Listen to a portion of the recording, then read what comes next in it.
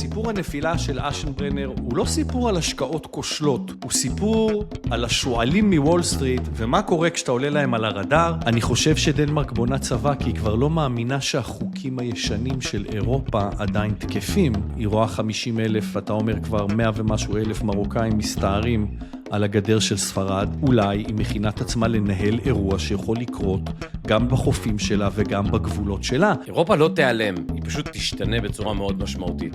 ועם הזמן הפנוי הזוכה הגדול של מהפכת ה-AI, מי הן החברות שירוויחו מבוננזת הפנאי החדשה?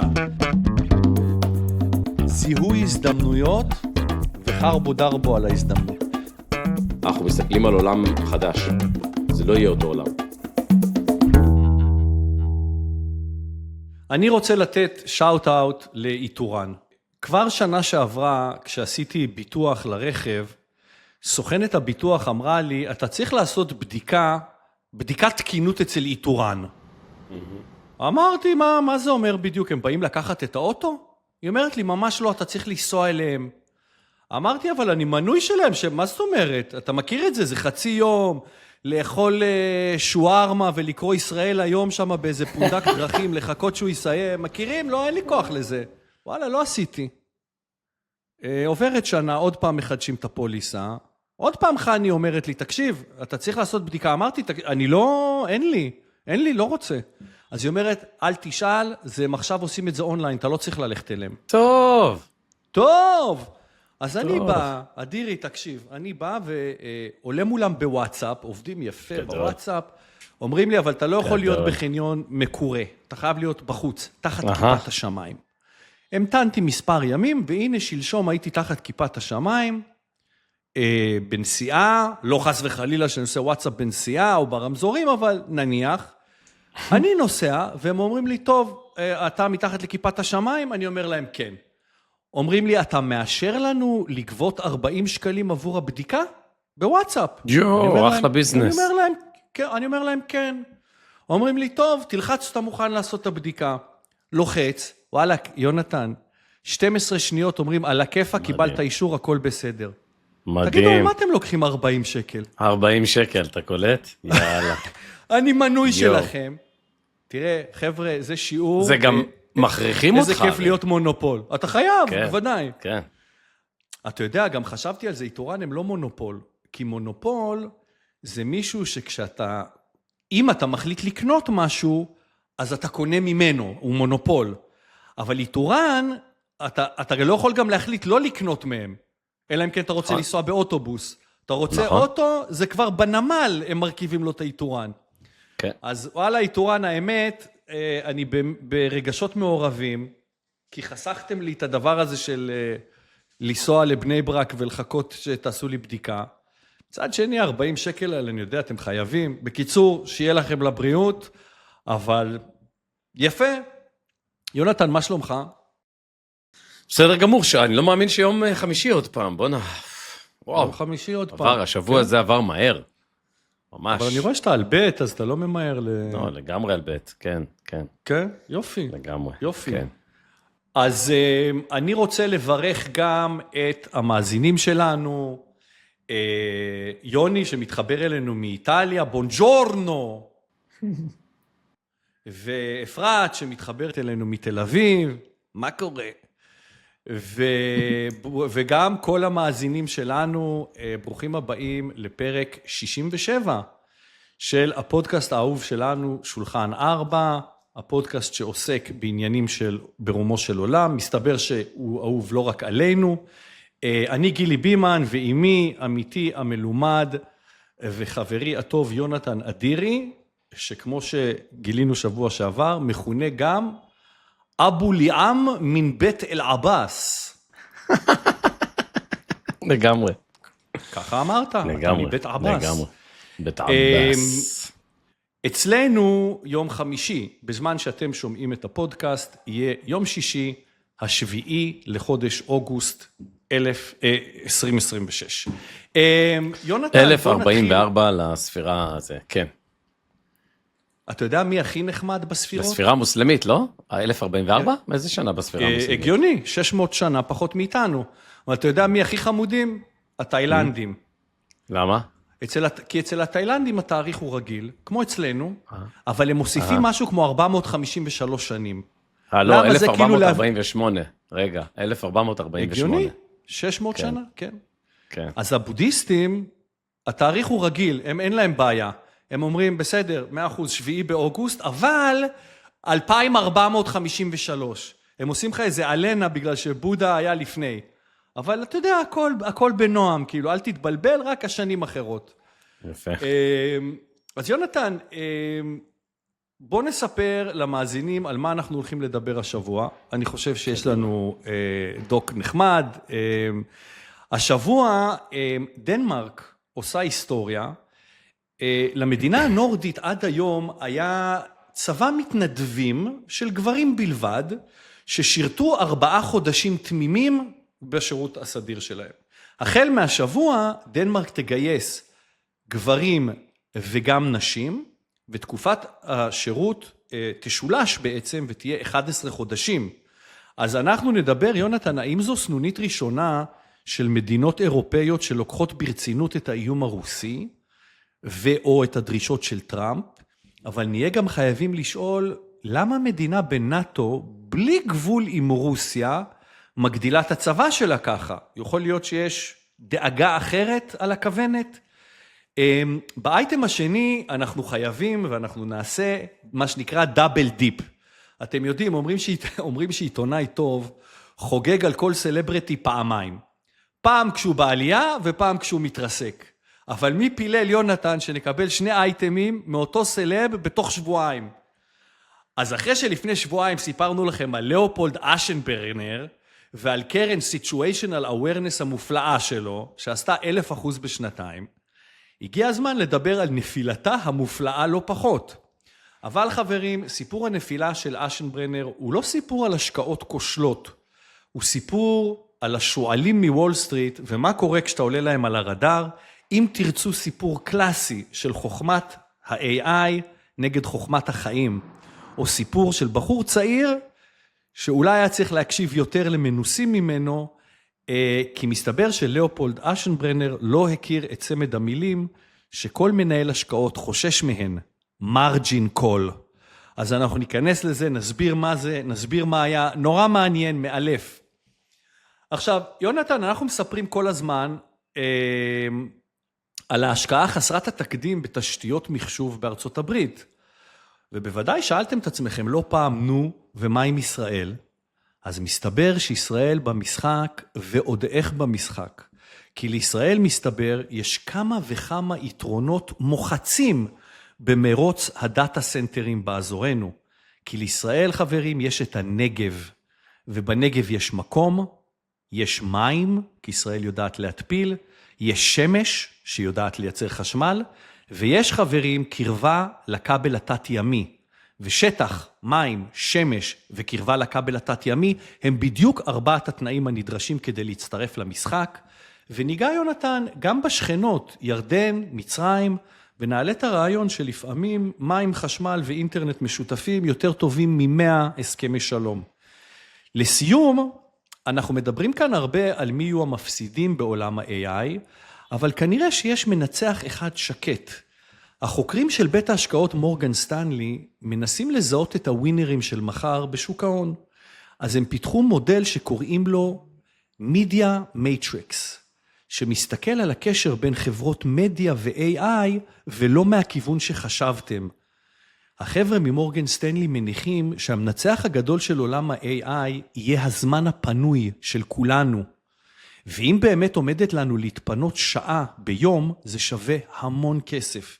אז נדבר על מי המועמדים לזכות בתשומת הלב העתידית שלנו, ונראה אם תצליחו אתם לקלוע לתוצאות של המדיה מטריקס של מורגן סטנלי, סופר סופר מעניין.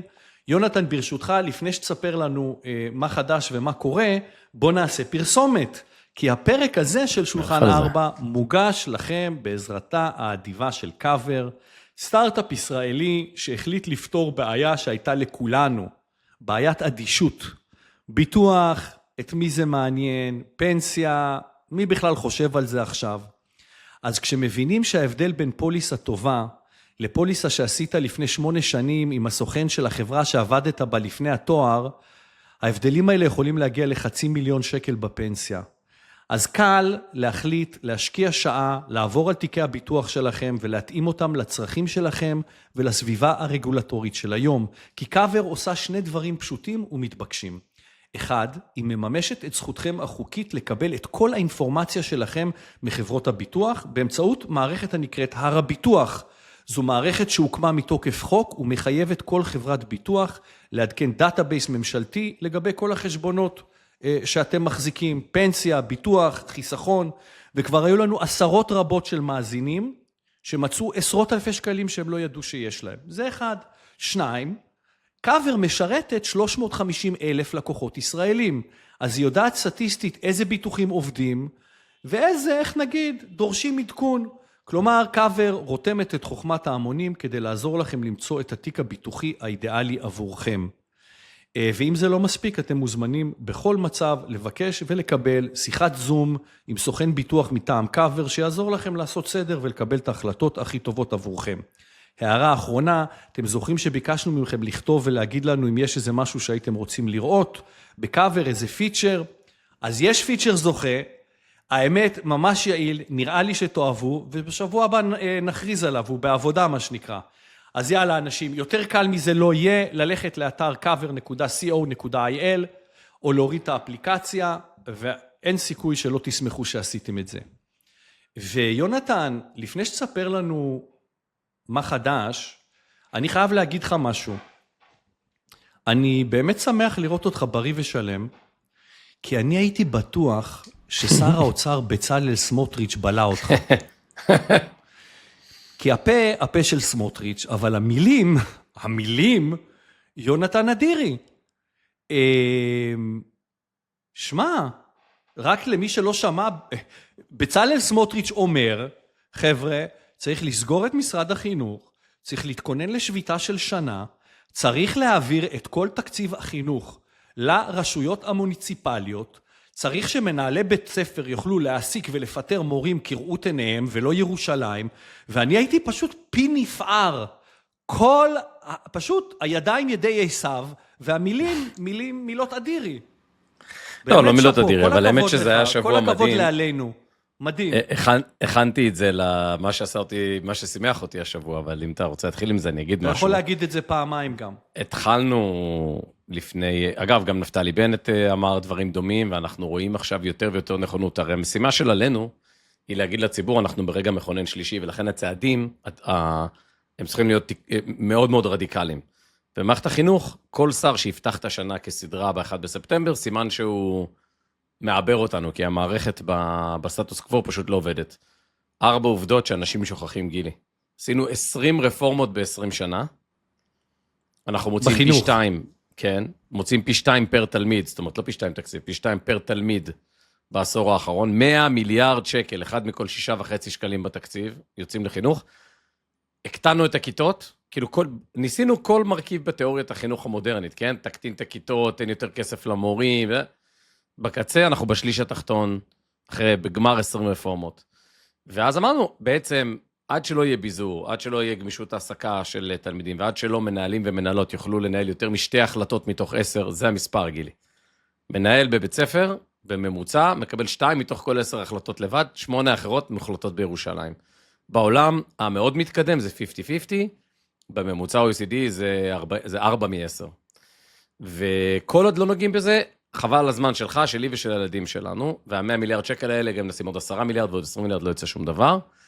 ולכן הכנו את זה, את תיק השביתה. כן? אנחנו באנו ואמרנו לפוליטיקאים ולדרג המקצועי, חבר'ה, בוא נתכונן לשביתה, שזה לא יראה כמו רפורמה המשפטית, שהרפורמה בחינוך לא תראה ככה. יש כאן בתיק השביתה את הסעיף בהסכם הקואליציוני. יש כאן את החלטת הממשלה שאומרת רפורמה בחינוך, תוך כדי שמירה על רציפות תפקודית של המשק. יש כאן תוכנית תקציבית שאומרת, גילי, יש לו ילדה בכיתה א', הוא מקבל 3,000 שקל בחודש, פיצוי, כמו שאנחנו עושים מפונים, כדי שאפשר יהיה לנהל את המערכת הזאת, ממש כאן תקצוב מדויק, ומה שקרה זה שאם לפני 9 חודשים, שהיינו מדברים פוליטיקאים, אמרנו, לא, איך אפשר לריב עם ארגוני המורים, עזוב אותי, אני לא אדבר על זה, אני לא רוצה לומר על זה שום דבר. לאט לאט, וזאת המשימה שלנו בסוף, להכשיר את הנרטיב הציבורי לכיוון של החלטות רדיקליות, ענייניות, זה הולך ונהיה יותר ויותר מקובל לפוליטיקאים, להגיד, אני רוצה להיות שר החינוך, ואני רוצה להיות הבן אדם שיעשה את הרפורמה הגדולה, ולצורך העניין אני גם מתכונן לשביתה. אז כן, זה מאוד מאוד מרגש, וזה מה שראית עכשיו, זה רק קצה הקרחון.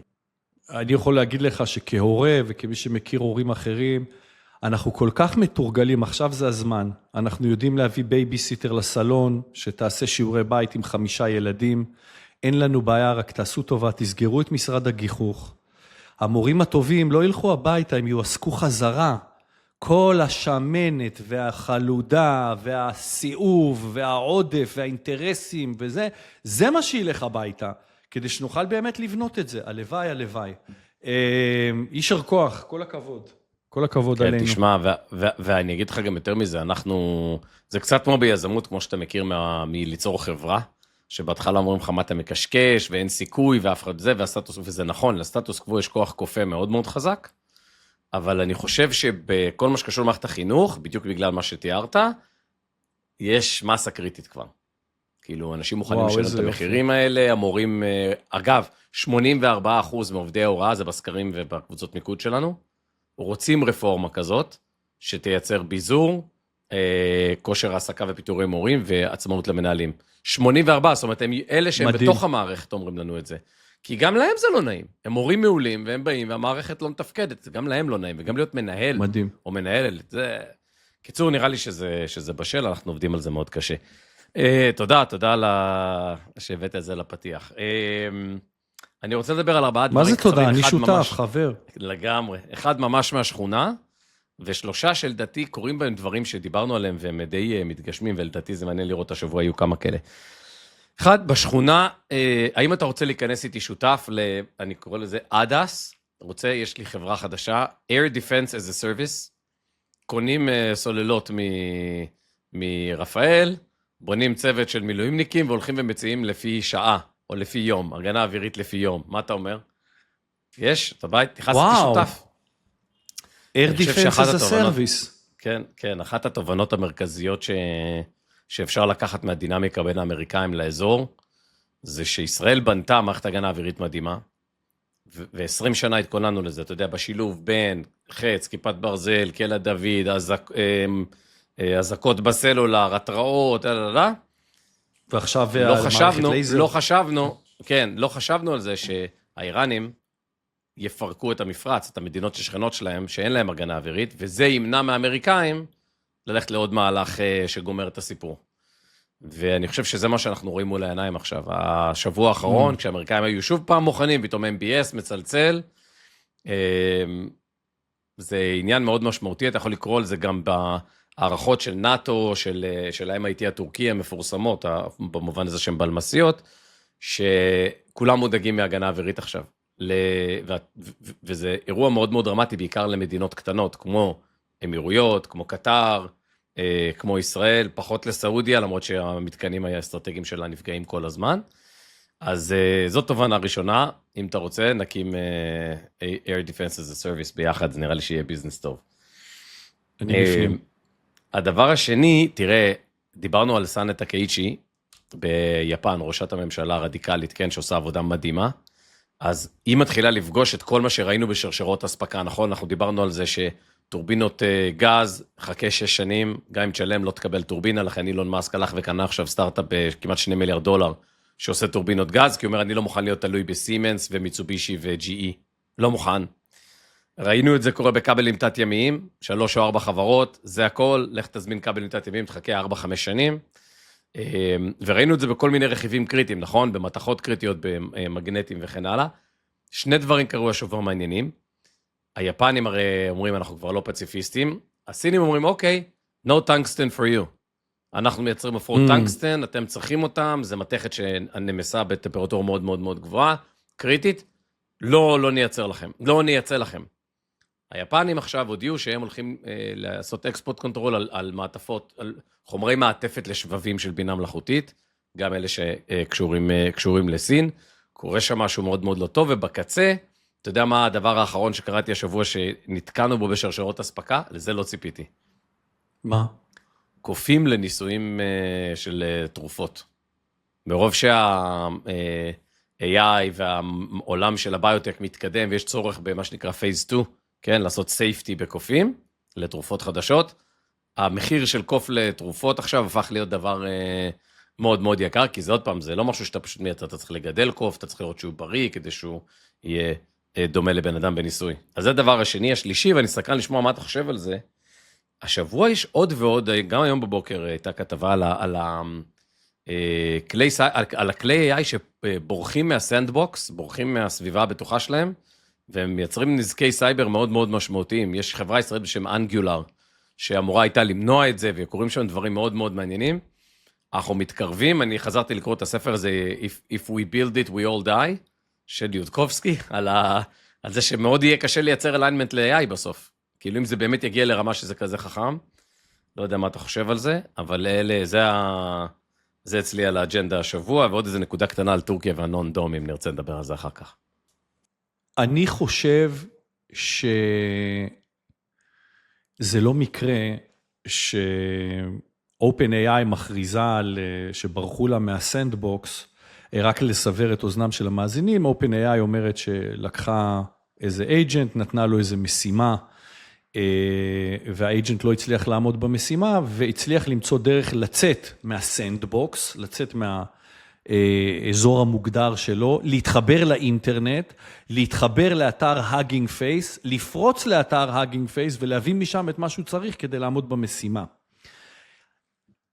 אין לי מספיק אינפורמציה, אבל די ברור לי ש-OpenAI ואנתרופיק מאוד ישמחו לסגור את הדלת מאחוריהן ולהישאר שתי היחידות שהן תחת רגולציה. זאת אומרת, הן כל הזמן דוחפות, כי יש פה איזושהי בעיה. מצד אחד, אתה הבעלים של OpenAI, אתה הבעלים של אנתרופיק, מצד שני, אתה זה שממשיך לשלוח את האג'נטים שלך למשימות, ואז אתה אומר, אומייגאד, השקתי גרסה, אבל אני עוצר אותה בגלל שעלולה לפרק אותנו, ואני מזמין את הממשלה, ואת כולם אתם חייבים לראות. למה? ודריו עמודאי מאנתרופיק אמר את זה בפה מלא, הוא רוצה רגולציה.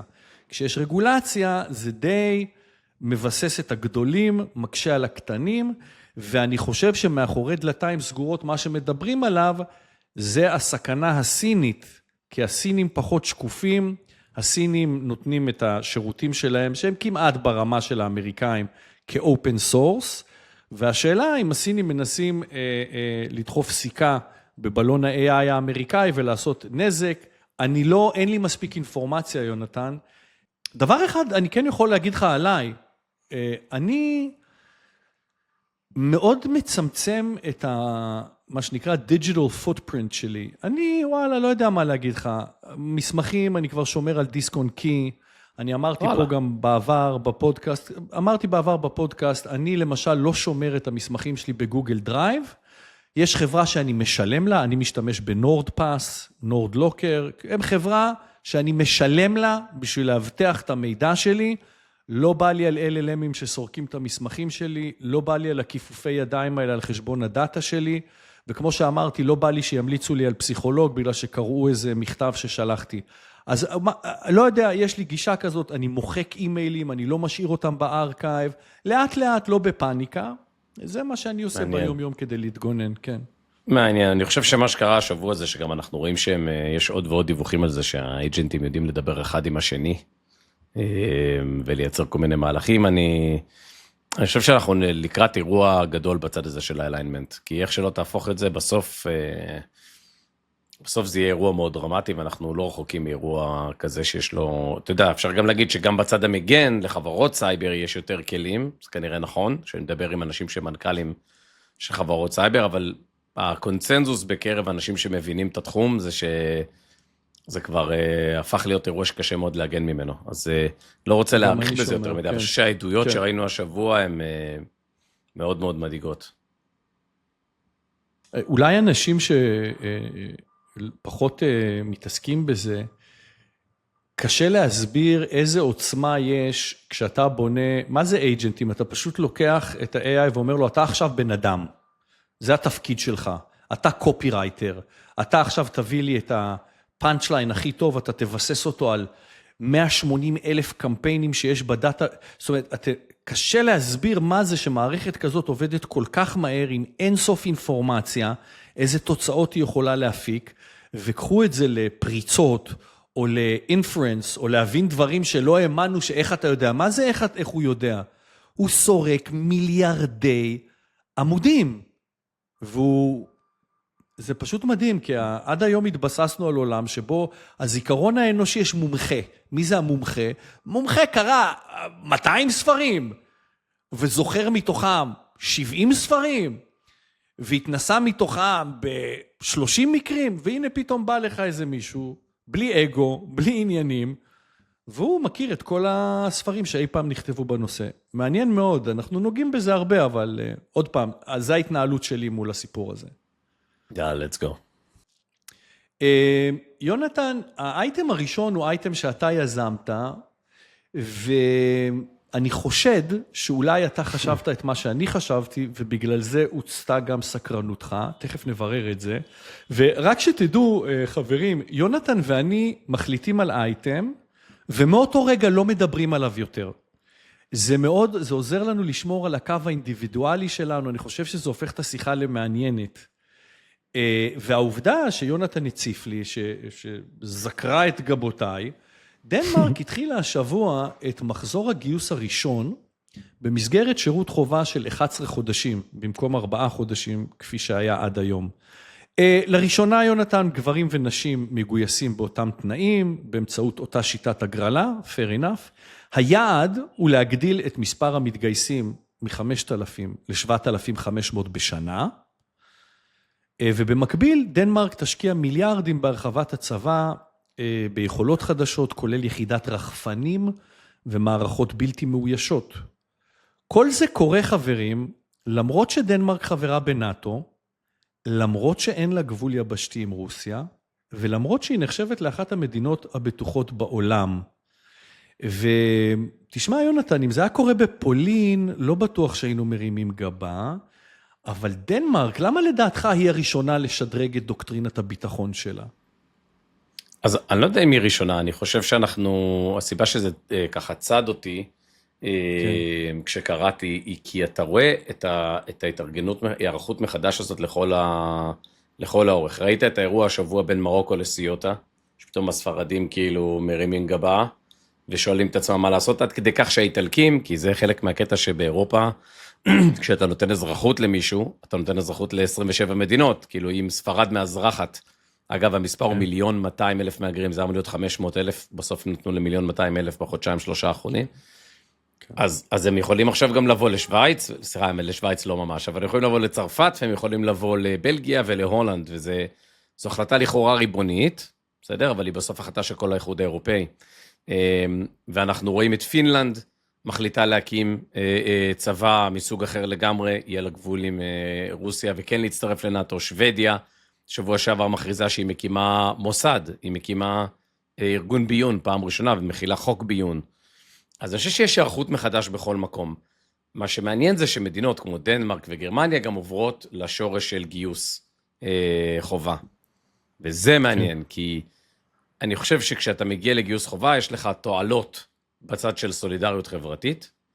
אתה מייצר, זה איזשהו סוג של פטרנליזם, זה לא דבר ליברלי, אינדיבידואליסטי, מודרני, כן? אבל אתה בעצם אומר, זה חלק מהיכולת שלי לפגוש את הבן אדם, מערכת החינוך שלי מבוזרת לגמרי, אני רוצה חצי שנה לראות את כולם. לנו כישראלים זה נורא כאילו בנאלי, אבל תחשוב על זה, אנחנו מדינה, זה surveillance state, שכל אזרח בגיל 16 נדרש לצו ראשון, להגיש את הפרטים, לבוא, לעשות פיזיקל, אחר כך עושים לו בחינת ה-IQ, למדינה יש ידע, ניבוי, על כל אחד ואחת מאיתנו, בסדר? ומצד שני זה נותן לך איזשהו קו אחיד להכיר את כל האזרחים, אז גרמניה ודנמרק בדרך לשם, אולי נקודה אחרונה, מי שעושה את זה כל הזמן ומרוויחה על זה עכשיו מלא, בפסקת הנאטו באנקרה, זה טורקיה, בטורקיה יש גיוס חובה, כמעט כל מחזור הוא נגיד 600-700 אלף איש, וזה מייצר לה את היכולת להיות הצבא השני בגודלו בנאטו, אחרי ארצות הברית, אחרי שכולם עכשיו מתייחסים לזה כאל אירוע שצריך להיערך אליו, וכל אחת בוחרת את המתווה שלה. בדנמרק זה הצעד האחרון. אני רוצה לאתגר אותך פה בכיוון אחר, כי דנמרק באמת היא אחת המדינות השלבות, העשירות והיציבות. אולי היא רואה שינוי עמוק, ואני מחבר את זה למה שאמרת על מה שקרה במרוקו וספרד.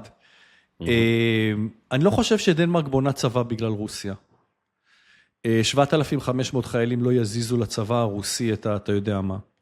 אני חושב שדנמרק בונה צבא, כי היא כבר לא מאמינה שהחוקים הישנים של אירופה עדיין תקפים. אני חושב שדנמרק לא מאמינה שיבשת אירופה תישאר יציבה. אני חושב שהיא רואה את סירות הגומי באנגליה, היא רואה 50,000, אתה אומר כבר 100 ומשהו אלף מרוקאים מסתערים על הגדר של ספרד, ואני חושב שאולי היא מכינה את עצמה לנהל אירוע שיכול לקרות גם בחופים שלה וגם בגבולות שלה. ויונתן, דנמרק כבר לא לבד. גרמניה, כמו שאמרנו, בוחנת מחדש את מודל הגיוס, נכון? דיברנו על זה שהיא מחדשת את מרשם הגיוס. אתה אמרת לנו, גברים עד גיל 45 שמתכננים לצאת מגרמניה, לתקופה של מעל 3 חודשים, נדרשים לקבל אישור של הבונדסוור. הולנד הודיעה על תוכנית להגדיל את צבא הקבע והמילואים מ-80,000 ל-122,000 עד 2030. אפילו משרד ההגנה הספרדי, מוסיף 7,500 אנשי צבא עד 2029. ויונתן, המכנה המשותף, גרמניה, הולנד, ספרד, דנמרק, אף אחת מהן לא גובלת ברוסיה. ובכל זאת, כולם רוצים יותר חיילים, יותר מילואים, יותר כוח אדם. אז מה אתה אומר על זה? אני חושב שהסיפור אולי הוא לא רוסיה, אולי רוסיה זה התירוץ? לא, אני ממש מסכים איתך, אני לא רואה סתירה בין הדברים. אני חושב שהתובנה עמוקה, כמו בספר, כן, שהאירוע הסתיים, התובנה מאוד ברורה שארכיטקטורת הביטחון הקולקטיבית של האיחוד האירופאי לא מספקת תוצאות. אם איטליה אומרת שהיא משעה את הסכמי שנגן, את הגבולות הפתוחים, בכל מה שקשור לגבול עם ספרד, אז אתה מבין, זאת אומרת, לגבול או להגירה מספרד. התובנה העמוקה היא שמה שהיה הוא לא מה שיהיה. עכשיו, זה לא רק רוסיה, זה הרבה דברים, זה גם האם אפשר לסמוך על ארצות הברית, זה האם אפשר להתנהל מול מהגרים ואל מול סולידריות חברתית בדרך אחרת. ובכלל, תראה, דיברנו בפתיח על שרשרות הספקה וכן הלאה. אירופה באירוע מאוד מאוד מורכב, ולכן אני חושב, ואני אמרתי את זה כמה פעמים, אני אגיד את זה שוב, אירופה לא תיעלם, היא פשוט תשתנה בצורה מאוד משמעותית. מה שראינו באנגליה, דיברנו על זה לפני כמה פרקים, שהמלך אומר, אני מגן כל האמונות, ואני לא מגן הכנסייה האנגליקנית יותר, זה שיקוף של שינוי, עדיין מלך, לאנגליה יש מלך, וזו עדיין מדינה חזקה, אבל זה לא אנגליה שהייתה לפני 50 שנה, היא לא נעלמה, פשוט עברה תהליך של הסתגלות. טוב, אפשר להתווכח עם זה, כי אני חושב שאם יש דבר שהוכח שאסלאם לא מסתגל לשום דבר, זאת אומרת, בסופו של דבר ההסתגלות, אני לא מכיר דוגמה שיש הסתגלות בלי גדרות, אז מעניין איך זה יהיה, אבל יכול להיות טוב, אתה מסכים איתי שיכול להיות שהמדינות האלה אומרות, יכול להיות שיהיה לו שקט, ואם יהיה לו שקט, אנחנו מעדיפים שיהיה לנו דאטאבייס של אנשים שאפשר לקרוא להם. נכון. נחיה ונראה, ואולי המדינות האלה מבינות את מה שישראל מבינה כבר מזמן, שביטחון הוא לא תגובה למלחמה, הוא תנאי מקדים לשלום. זאת אומרת, כשיש ביטחון, כשיש סדר, אז אולי ככה אפשר להגיע גם להסכמות שלא קשורות לשום סוג של אלימות. יונתן, אני רוצה לדבר איתך על דברים ש-AI לא יכול ללמד אותך. לפני שבועיים דיברנו פה על לאופולד אשנברנר. ניתן תקציר למי שהעיז ולא שמע לפני שבועיים. קרדיט לרדאר שלך, גילי, שבכלל הבאת אותו פנימה לפוד. תודה, אם יש קרדיט אני אשמח לקחת אותו. כן, אבל הוא באמת לעשות 1,000% בשנתיים. אז למי שלא שמע, לאופולד אשנברנר הקים קרן מבוססת AI, לא נלאה אתכם, אבל הוא בחור מעניין, הוא היה תלמיד מצטיין בקולומביה, מצטיין המחזור שלו, אחרי שהוא התקבל בגיל 15, הוא הספיק לעבוד ב-OpenAI, במחלקה הכי מאתגרת שלהם. אגב, אני לא יודע אם ידעת, אבל הוא נשוי לעוזרת האישית של דריו עמודאי מאנתרופיק. כן, וגם יש לו מניות אנתרופיק ב$5 מיליארד. אז למרות כל הסיפור הזה, לא נדאג ללאופולד. אבל לאופולד הקים, כמו שאמרנו, קרן מבוססת AI, אחרי שהורחק, הוא עזב מ-OpenAI, והקרן הזו הייתה בפלוס כמעט 500% מתחילת השנה, לכן הוא עלה גם על הרדאר שלי ושל רבים אחרים. ולאופולד, שמבין כנראה הרבה בטכנולוגיה שבונה את ה-AI, כנראה מבין הרבה פחות במינופים פיננסיים. וורן באפט אמר, מינוף היא הדרך היחידה שבה אנשים חכמים פושטים רגל. מעניין. אז מה קרה? בואו נספר את הסיפור. למניות שאשנברנר החזיק, בעיקר מניות שקשורות לזיכרונות של צ'יפים, כי מניות חברות שבונות את התשתית של AI, היו כמה ימים רעים. דיברנו על זה האמת אפילו בשבוע שעבר, החברה הסינית CXMT, שבונה זיכרונות, עומדת לקבל אישור מממשלת ארצות הברית למכור לאפל זיכרונות, וזה היה האות בשבוע שעבר להרבה משקיעים להקטין או לסגור פוזיציות שהיו להם במניות שקשורות לזיכרונות. עכשיו, חלק מהמניות של לאופולד החזיק ירדו 30%. זה לא נעים, אבל זה אחרי עלייה של 460% מתחילת השנה, אז בעצם אין בעיה, נכון? זאת אומרת, אם הייתם משקיעים רגילים, הייתם אומרים, בסדר, לא נעים, נשאר בפוזיציה, נראה מה יהיה, נחליט, נמכור. אבל בגלל שלאופולד אשנברנר, ויונתן אין לי הסבר אחר, הוא פשוט חסר ניסיון. הוא עמד עם פוזיציה של 45 מיליארד דולר, במינוף של 400%, פי 4. כלומר, מתוך 45 מיליארד דולר שווי תיק, 36 מיליארד, חבר'ה, זה כסף של הבנק. עכשיו, צריך להבין, כשאתם לוקחים הלוואה מהבנק כדי לקנות מניות, זה מרג'ין, הבנק מחתים אתכם על נייר שאומר, שבמידה ושווי התיק שלכם ירד מתחת לרף המינוף, במקרה שלנו, מתחת ל-36 מיליארד דולר, הבנק, חבר'ה, רשאי למכור לכם את כל התיק בלי לשאול אתכם, כי זה כבר לא הכסף שלכם, זה הכסף שלו. ואז יונתן מגיע לסיפורנו, קן גריפין השואל. קן גריפין הוא המנכ"ל והבעלים של קרן ההשקעות סיטידל, שמנהלת בערך 70 מיליארד דולר, וקן גריפין בירר, שמע, לא נראה לי שזה היה סוד, שלאופולד מחזיק מינוף של 4-1 על תיק של 75 מיליארד דולר. אז תראו איזה סיפור. קן גריפין ממתין, הוא ידע שירידות יגיעו, זה הרי שוק שעלה כל כך מהר, אז הוא גם ירד. וכשהתיק של אשנברנר כבר הגיע קרוב לנקודת המרג'ין, כל מה שדיברנו, קרוב ל-36 מיליארד, קן גריפין מדליף לעיתונות, יותר נכון שולח את מחלקת המחקר של סיטידל, להודיע לבורסה שהוא מוציא סקירת מקרו שטוענת שהפד האמריקאי יעלה את הריבית בישיבה של הפד מחר. שמעו האנליסטים שהריבית תעלה, מה עושים? מוכרים מניות במינופים גבוהים, שזה רוב החברות שאשנברנר מחזיק. והשמועה הזאת, חבר'ה, הספיקה כדי להוריד את התיק מספיק ליום אחד, כדי שהבנקים יקראו לכסף, ויודיעו לאשנברנר, אנחנו מוכרים לך את המניות. ומי לפי דעתכם קנה את המניות? מסתבר שבמקרה היה בלובי קן גריפין, ובמקרה היה לו 28 מיליארד דולר במזומן. וכן, חברים, קרן סיטידל רוכשת 35 מיליארד דולר מניות של אשנברנר, ב-20% הנחה, יונתן, שזה 28 מיליארד דולר. ויום אחר כך, כשהפד עושה ישיבה ומודיע, אנחנו ממש לא מתכוונים להעלות את הריבית, אני לא יודע מי הכניס לכם את הרעיון הזה לראש, מה קורה? כל התיק של אשנברנר עולה ב-23%. חבר'ה, אני לא אעלה אתכם, העליתי אתכם מספיק. קן גריפין עושה 17 מיליארד דולר בשבוע. וכן, 20% הנחה זה 7 מיליארד, ועוד 10 מיליארד, מה שהתיק עלה אחרי שהתברר שהחברה שלו טעתה בהערכות שלה.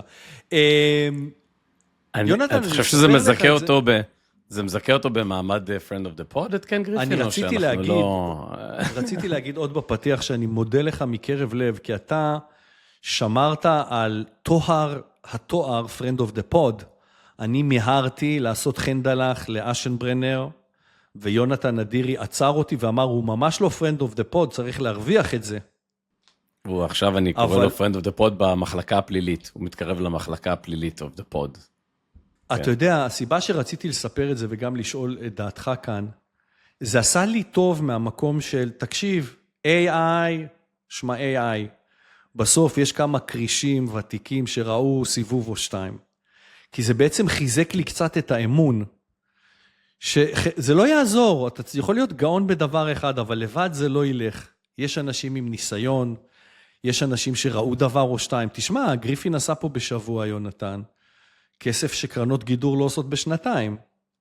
ושלא יהיה ספק, זה לא טעות, הוא חיכה, הוא הכין את הכסף, 28 מיליארד מזומן, זה לא בארנק. הוא ידע מה הולך לקרות.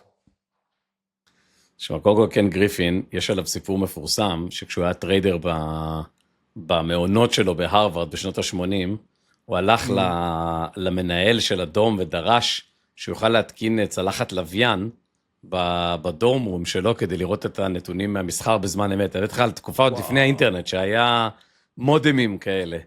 אז האיש יודע מה הוא עושה, עוד כבר משנות ה-80, סיטדל, הייתה אגב, אני זכיתי לעשות להם פיץ' באחד הרודשויים של ההנפקות בימי כיזם.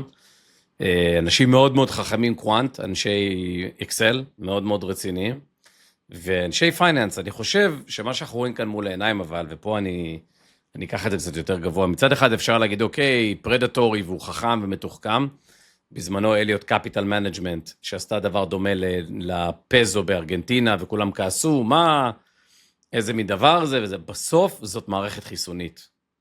כן, גריפין הוא חלק מהמערכת החיסונית של השוק החופשי. בול. האם בקצה אנחנו מקבלים תופעות לא טובות, כמו ה-CDSים שהובילו למשבר הפיננסי ב-2008? כן. אבל בשוטה, כמו שהגוף שלך יש לו, אתה לא יודע שאתה חולה עכשיו, כי מערכת החיסון שלך עובדת. האם פעם ב3 שנים היא נכשלת ואתה חולה 4 ימים? כן. האם היא מונעת ממך, לא ממך ולא ממך, היא מונעת מבני אדם סרטן באיזשהו גיל? לא. אבל לאורך זמן היא עובדת מצוין. ומה שאתה רואה כאן זה בעצם את היופי של פרייבט אקוויטי, ופה של קרנות גידור ממוקדות פאבליק אקוויטיז, שאומרות, אוקיי, האיש הזה לא מבין משהו, אני כן מבין, ועכשיו בניגוד לכל המומחים והטוקינג אדס בטלוויזיה, הם צריכים להיכנס לפוזיציה. זה דבר מאוד נחמד להגיד, אני מאמר שהשוק ייפול ויהיה משבר, ולבוא להתראיין על זה אצל רפי רשף בערב. זה דבר אחר להגיד, זה יקרה עד התאריך הזה והזה, ואני שם כסף על זה, במינוף כזה או אחר, כי כל תחזית שאין בה תאריך, וטווח מחירים היא לא תחזית אמיתית. בסדר? ואז מה שאתה רואה כאן זה איזה מכניזם שהאנושות בנתה, כולל תורת המחירים, כולל פרייס דיסקאברי, לעומת כל מה שאתה שומע היום מהממדנים והאבדול סיידים, לא יודע אם ראית אגב השבוע, נכון. הממדני חנך את הזה, ואמר שכאילו, שאלו אותו, אז מה יקרה? אז מישהו יבוא, והוא יקנה מוצרים זולים, וילך למכור אותם בניו ג'רזי או אפסטייט ביותר כסף, אז הוא אמר, לא, אתה צריך לבוא עם תעודת זהות, ולהוכיח שאתה ניו יורקר כדי לקנות בזה. ברגע שאתה מתחיל להתערב בתורת המחירים, אתה מייצר תופעות מאוד מאוד לא רצויות, כנ"ל אגב בשכר דירה, כל המחקרים מוכיחים שכל נושא של רנט קונטרול מייצר תופעות שחורות. אני רוצה לעשות על זה אייטם. Off the books. כן. נעשה. שורה תחתונה, מה שאנחנו רואים כאן מול העיניים, אשנברנר מתבסס על מה שהוא יודע לעשות, ועל זה שהשוק מחפש מישהו שיודע איך להשקיע ב-AI, מגייס קרן גדולה, מדהים, שפו, הוא כושל, נכנס לפוזיציה מתוך חוסר הבנה או אימור יותר מדי אגרסיבי, יש מישהו בצד השני, כן, גריפין וסיטדל במקרה הזה, שמשתמש במה שאנחנו בני אדם בנינו, במכניזם הזה שנקרא השוק החופשי והבורסה וזה, כדי, אתה יודע, להרוויח או לא משנה, ומישהו כנראה עוד כמה שנים יעשה את זה לגריפין. אז בעיניי אנחנו רואים כאן את המערכת החיסונית הזאת במיטבה. אני מאוד אוהב את המחשבה הזאת. היה לנו גם כמה דיונים, אם אתה זוכר בעבר, שדיברנו על פרייבט אקוויטי, ואתה עמדת על שלך, בצורה נכונה. אתה יודע, מי שמשך המון אש למשל, זה קרל אייקן, שהיה נכנס לתוך חברות ומפרק אותם. נכנס, אומר שלום, דרך אגב, קניתי מספיק מניות להיות בבורד, וזה מה שאני מציע, וזה האנטי-טטנוס, זאת אומרת, זה מה שמכריח חברות להתנהל כמו שצריך. אבל אני, מה שאהבתי, תשמע, החוב הזה הוחזק, יונתן, אצל הגדולים, ה-36 מיליארד, אצל JP מורגן ובנק אוף אמריקה, ואלה האנשים שעובדים עם קן גריפין המון שנים, יש פה איזה מועדון, ויש פה, צריך ניסיון כדי להתקבל לארוחות צהריים עם החבר'ה האלה, ווואו, מה לא הייתי נותן להיות זבוב על הקיר שם אצל ג'יימי דיימונד, שמקבל טלפון מקן גריפין, שאומר לו, תגיד, ראית את הילד הזה? ואז ג'יימי אומר לו, תקשיב, הילד הזה הוא במינוף של 400%. קן גריפין אומר לו, מה אתה אומר? מעניין מאוד, כי תקשיב, הוא בנה עליו תיק. הוא חיכה בשקט, כמו נחש ממבה על העץ. חיכה שיעבור לו מישהו מתחת, סטגש! גילי, אבל ב-2008, כל הכבוד, סביב המשבר... חבר'ה, הכל לגיטימי, חוקי, ורק עוד מילה אחת, ויונתן, גם את זה אתה העלית לפני שבועיים, המשקיעים של לאופולד אשנברנר, הם הפאונדרים של סטרייפ, לא לדאוג, accredited investors, אין עקרות בית שהפסידו כסף, החבר'ה שעשו את זה, זה החבר'ה מהוואלי שיודעים מה הם עושים. וגם אתה חתום על הפרוספקטוס ואסטרטגיית השקעה, אתה מבין איזה סיכונים אתה לוקח כשאתה נכנס לקרן כזאת שמצהירה מראש. בהחלט. תראה, באותה מידה, אני רוצה להגיד משהו על המועדון הזה, כי אני חושב שאתה נוגע בנקודה חשובה. היה לנו את קאטי ווד, זוכר לפני כמה שנים, שלקחה הימור גדול על טסלה, ועשתה מלא כסף, אמרו לה, וואו, היא מבינה לה, מלא כסף הלך לארק, לקרן שלה, ואז היא קרסה, כאילו, איבדה המון כסף. גם סיטדל בזמנו, אחת הסיבות שהיא במועדון, זה כי היא מחקה איזה 50% משווי הקרן במשבר הפיננסי, ולא התייאשה, חסמה את ה-withdrawals, והלכה קדימה, והביאה למשקיעים של התשואה העודפת לאורך זמן. לכן בעיניי, כל עוד זה שקוף, כל עוד המשקיעים יודעים לאן הם נכנסים, כמו שאתה אומר, אין לך עקרות בית ואנשים שלא יודעים, כמו אגב מה שקורה בעולמות ההימורים שדיברנו עליהם לפני שבועיים, כן? הקל שלמיניהם, שם אנשים נורמטיביים עושים את זה. אני מאוד חושש נגיד מיום, ואני מקווה שזה לא יקרה, שיתירו, אולי זה כבר קרה, ואני לא יודע, כי אני לא בביזנס, לפולימרקט לתת לך לעשות מינוף. כי מינוף זה גם הדבר הכי גרוע. כן? אז סך הכל אני חושב שאנחנו רואים כאן דבר חיובי. קארל אייקן, אספר לך איזה סיפור מעניין, יש עליו סרט תיעודי מאוד יפה. בטח, ראיתי אותו על קרליטו. כן. כן, יהודי כזה שגדל בבית, יש שם איזה בית כנסת בתחילת הסרט, מאוד מעניין. פעם ישבתי לשמוע case study עם אינדרה נוי, שהייתה מנכ"לית פפסי, והיא אכלה אותה, כי אייקן לקח פוזיציה בפפסי, והיה מגיע לבורד ואומר, חייבים לפצל, כי כל משקאות הסוכר בדרך למטה, והמשקיע הכי רווחי זה המים המינרליים, בואו נפצל ונעשה. והיא רצתה להשתמש במזומנים של המים, וכל המקומות הבריאים יותר, כדי למנף ולעשות את הדברים באזורים שלא מצליחים לה. והוא אמר, מה פתאום, את פוגעת בבעלי המניות? אז היא הראתה לנו איזה קטע, שהוא מדבר ב-CNBC, והוא אומר, I'm Indra Nooyi's friend.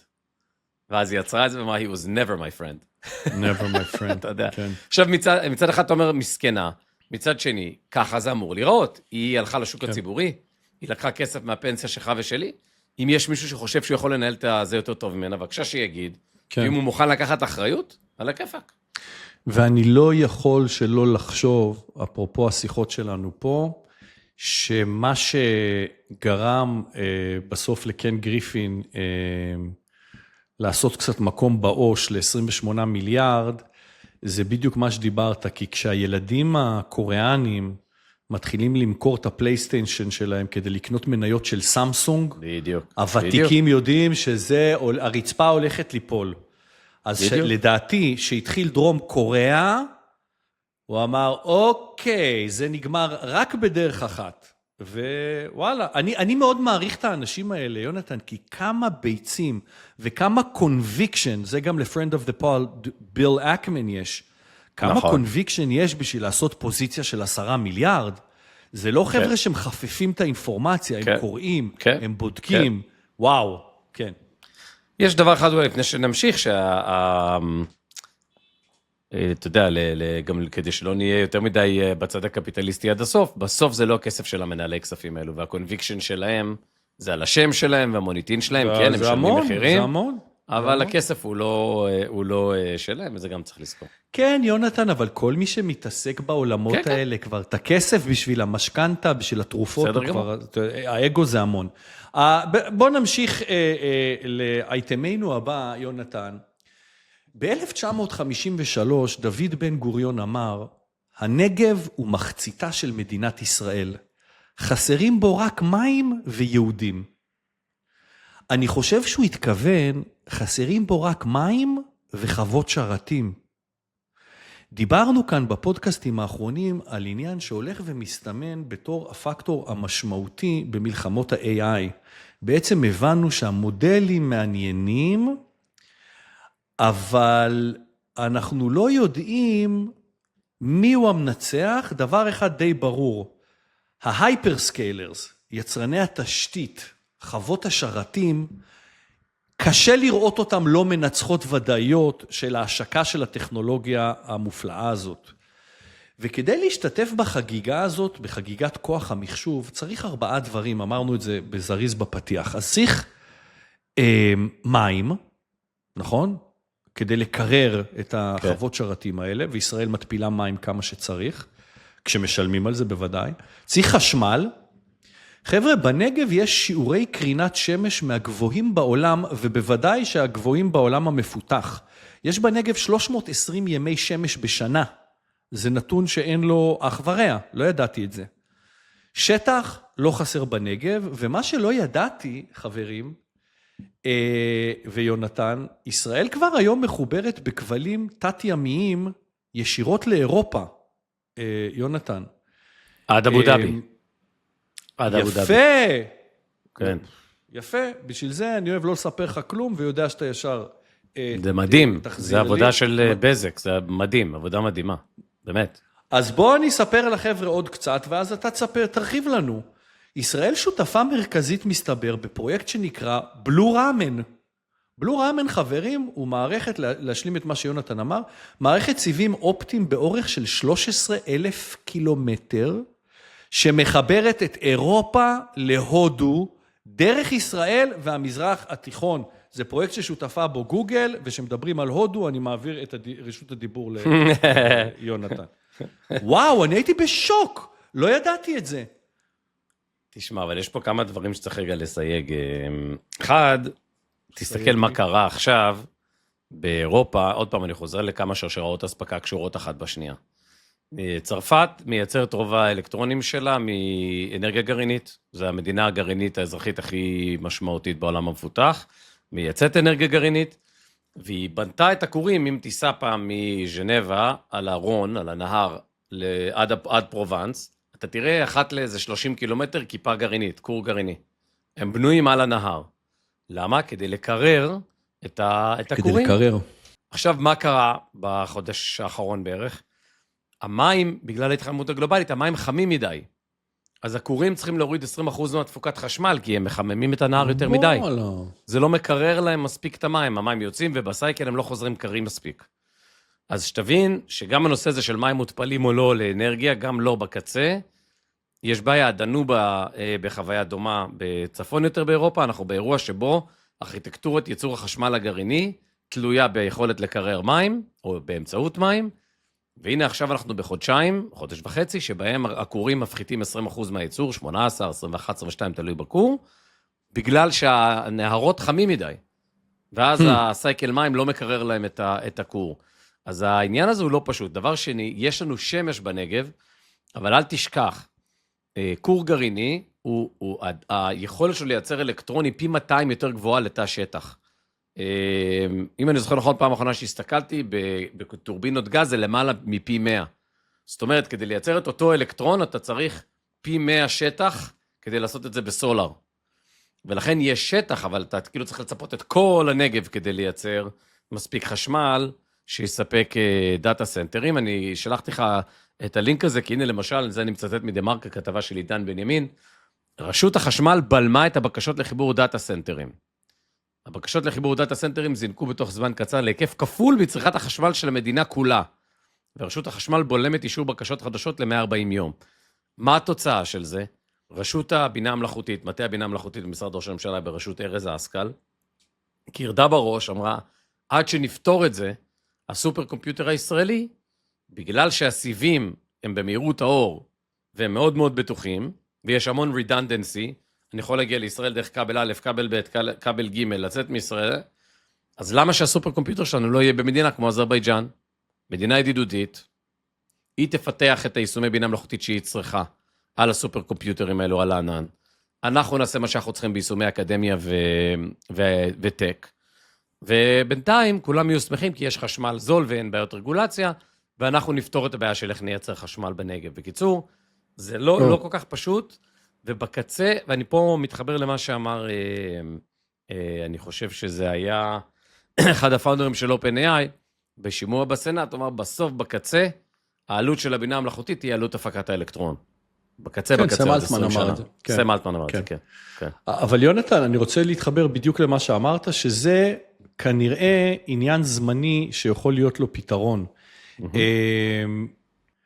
ואולי דווקא נדבר על זה, בגלל שיש איזשהו, יש שיפורים טכנולוגיים בלתי רגילים בעניין מצברים, ואני רוצה שהמאזינים יבינו למה זה כל כך קריטי וחשוב. עד היום, חבר'ה, סולרי, אנרגיה סולרית נכנסה לקטגוריה של nice to have, זה נורא חמוד וזה לא פתרון. למה זה לא פתרון? מכיוון שסולרי מפיק חשמל במשך היום, אבל האנושות צורכת את רוב החשמל שלה בלילה. כלומר, כדי שאני אוכל לייצר חשמל ביום, להשתמש בו בלילה, אני צריך סוללות, והסוללות האלה היו מאוד יקרות להפעלה, עד כדי כך יקרות, שבעצם המערכת הסולרית הייתה מערכת משנית, וערים או חוות שרתים היו צריכות קודם כל טורבינת גז, ואז הסולרי היה nice to have, במשך היום אפשר להטעין את הטסלות שלנו, אבל זה לא היה פתרון, ובעצם בגלל שזה לא היה פתרון, לא הייתה השקעה בסולר, כי רק שנבין, טורבינת גז חבר'ה לא מדליקים ומחבים כאילו זה מזגן, ברגע שהדלקת את הטורבינה הזאת, לא מחבים, גם לא מגבירים ומורידים ווליום בקלות, זה עסק לא נורמלי, גם פחם וגם גז, לחבות, להדליק, עד כדי כך שאם ישראל צופה ששיא צריכת החשמל, אתם זוכרים את הפרסומות האלה? לא לעשות כביסה בין 8 ל-9, כי גם אם יש לנו שעה אחת של שיא בצריכת החשמל, תחנת הכוח צריכה כל הזמן לייצר לשיא, ולבזבז חשמל בשעות שהן לא שיא. אז רק שנבין, מה שקורה במצברים, קורה משהו אדיר.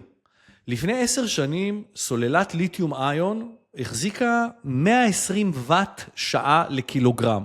לא משנה מה זה אומר המידה הזאת, אבל 120. היום סוללות מגיעות ל-300. אז אותה סוללה, חבר'ה, זה פי 2 אנרגיה. כמובן שיכולת הייצור הסינית בקנה מידה, הוזיל את אותה סוללה ב-90% באותם 10 שנים, חבר'ה, מ-$1,200 לפחות מ-100. זה דרמה, זה המחיר הוא דרמה משוגעת. משוגעת. אז 90% פחות מחיר לסוללה, שהיא פי 2 יותר חזקה, חברים, תעקבו איתי, זה פי 20 שיפור ביעילות. אבל רגע, הסוללות גם מחזיקות מעמד הרבה יותר זמן. הסוללות שלפני 10 שנים שרדו, נגיד, 1,000 מחזורי טעינה, והיום סוללות מחזיקות 7,000 מחזורי טעינה. אז 90% פחות עלות סוללה, שהיא פי 2 יותר חזקה, עם פי 7 מחזורי טעינה, רק שתבינו את הסדרי גודל, אנחנו היום פי 140 יותר יעילים בשימוש וניצול של בטריות, וזה בדיוק מה שהיה צריך להפוך את הסולרי לחשמל של העתיד, ויונתן, לכן אני מתחבר עם מה שאתה אומר, כי אחד הסיבות שהנגב הוא כל כך אטרקטיבי, לפחות בטענה, זה שכמו שדונלד טראמפ אמר, אנחנו נעודד הקמה של חוות שרתים behind the meter, כלומר, חוות שרתים שיודעות לייצר את החשמל של עצמן, ולא יושבות על הגריד של תושבי מדינת ישראל. אז תדמיינו, הרעיון הוא חוות שרתים בנגב, שצמודה לה חווה סולרית גדולה, שצמודה לחווה הסולרית, מחסן גדול של מצברים, והנה עסק שלוקח מהים התיכון מים, מטפיל אותם עם החשמל, מקרר את חוות השרתים, שמייצרת חשמל לעצמה וצוברת במצברים של עצמה, וכעיקרון לא נוגעת בגריד החשמלי. אתה צודק יונתן, זה ייקח זמן, אבל אני רק רוצה להקריא לך מה קורה, ואז גם תוכל להגיב לי לזה. רשימה חלקית. כי זה קורה, חברת אנלייט, רכשה 220 דונם באזור השלים, ברמת הנגב, ב-117 מיליון שקל, והיא תבנה שם חוות שרתים עם 100 מגוואט חשמל, חשמל סולרי. סך הכל היא משקיעה 4 מיליארד שקלים. חברת עידן הנגב שמה 170 מיליון על 70 דונם, והיא תייצר חשמל משלה, 180 מגוואט.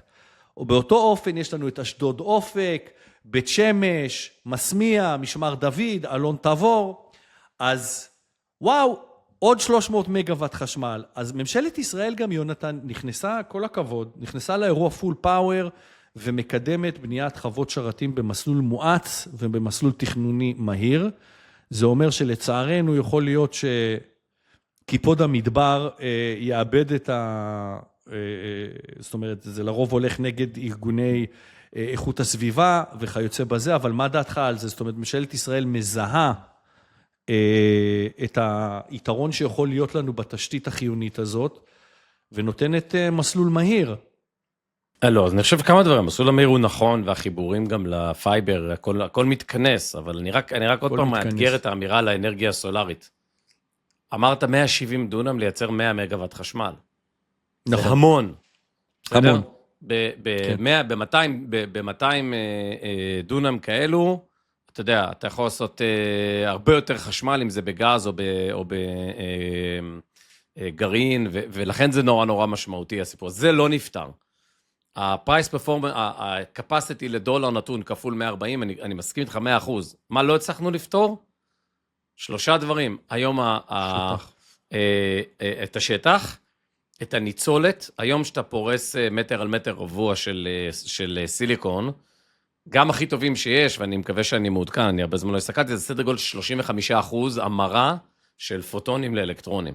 זאת אומרת, יש לך 65% פחת, אתה לא ממיר כל פוטון לאלקטרון, כאילו המרה של אנרגיית שמש בלוחות סולאריים היא לא הכי יעילה של העולם, לא מצליחים, יש למשל בדרום ליד שיזפון, אני חושב, יש למשל ניסיון עם מראה גדולה, שהיא תרכז את השמש, ואז המראה הזה כאילו נועד לייצר ניצולת יותר גבוהה.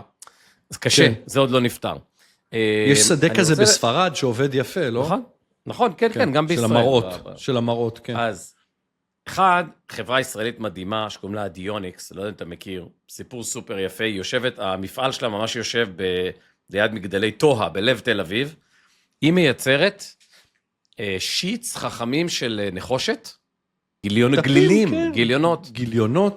נחושת. שזה אחד החומרים הבסיסיים שעוטפים את הקתודה, עוטפים את היסודות שבתוך הסוללה, הם הצליחו בדרך מאוד מתוחכמת, ב-IP מאוד מאוד ייחודי, דרך מסוימת שבה מייצרים את השיט הזה של הנחושת, להעלות את הסייקלים בצורה עוד יותר משמעותית.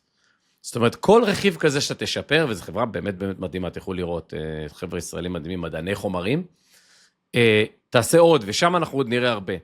מה שקרה השבוע שמעניין בעיניי, אגב, אולי צריך לומר, CATL בסין, היא שולטת ב-60% מייצור הסוללות בעולם.